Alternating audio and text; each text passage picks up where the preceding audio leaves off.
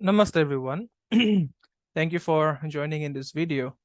So today's video is about a very, a very complex debate is always that always comes up amongst various enthusiasts of Vedic astrology, various, practitioners of Vedic astrology. And that debate is about the existence of 7 or 8 Charakarakas amongst the Navagrahas. Okay. Now, just to put things in perspective, Ketu is not given the status of any Charakaraka. Of course, it is known as the natural Moksha Karaka. And why Ketu has not been given any status of Charakaraka is because Ketu does not have any desire. Okay, so it does not have any desire.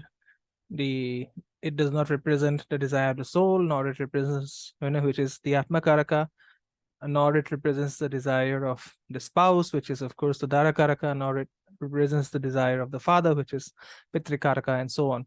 So amongst various schools of Vedic astrology, as well as various practitioners of Vedic astrology, there is this raging debate as to which scheme is correct. Some astrologers say that there are only 7 Charakarakas, excluding Rahu and Ketu, and some sampradayas or some schools of Vedic astrology state that there are 8 Charakarakas, that only Ketu is excluded. Rahu can be included as a Charakaraka. So which one is correct? We will try to demystify that surrounding this debate. And this is going to be the final demystification point. Okay.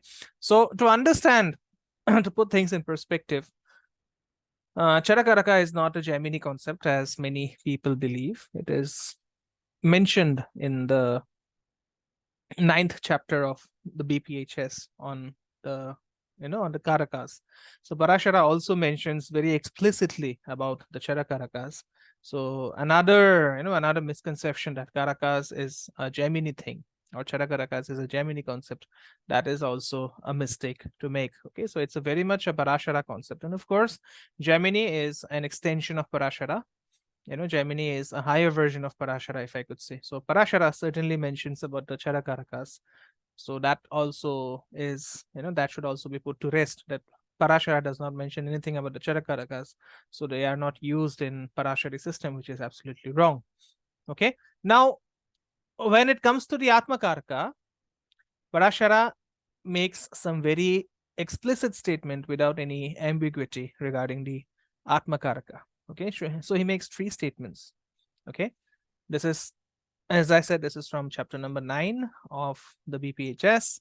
The first statement that he makes is, among the planets from the sun, etc., whichever has traversed the maximum number of degrees in a particular Rashi is called the Atmakaraka.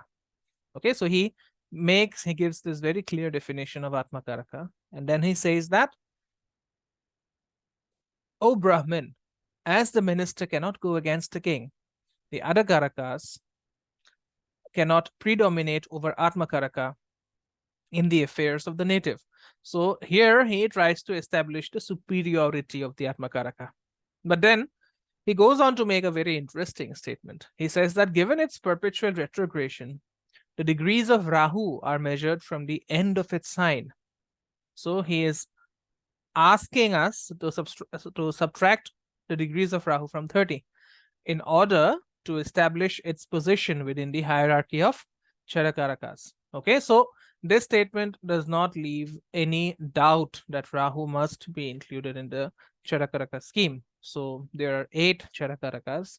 The only exception is that because Rahu is always retrograde, just like Ketu, you have to subtract the degrees from Rahu, from 30 to actually come to Rahu's degree. So if say Rahu is at 1 degrees, it means that Rahu is actually at 29 degrees because you're subtracting 1 from 30 degrees. Okay, so this is one debate that people they love to go on and on endlessly without quoting any reference. They'll just quote their jyotish gurus or what from whichever tradition they have learned. But as you can see, Parashara specifically mentions about subtracting Rahu's degree from 30 to include Rahu in the scheme of Charakarakas. Okay, so he never explicitly mentions about excluding Rahu from the Charakaraka scheme. So what that means? It means that there are 8 Charakarakas, including the Saptagrahas, including Rahu and excluding Ketu. Okay, so I've attempted to answer this burning question, which most of you might have. If you are a student of Vedic astrology, if you're just starting out with Vedic astrology, you might get confused as to whether to consider 7 karakas or the 8 karakas scheme.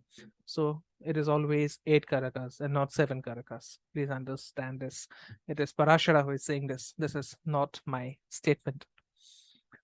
All right, then. Thank you so much for joining in. It gives me great pleasure to bring you such tidbits of information so that it aids you in your journey in this science called Vedic astrology.